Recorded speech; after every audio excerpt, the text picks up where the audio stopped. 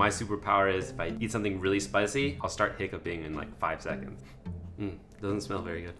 Not spicy. This is the habanero. Not spicy. The ghost pepper. Also not spicy. And this is the reaper.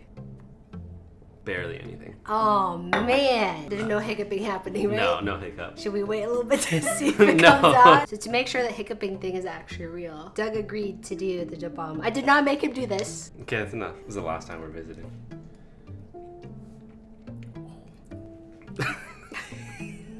Maybe not 5 seconds, but it's definitely gonna happen. All right, so the hiccup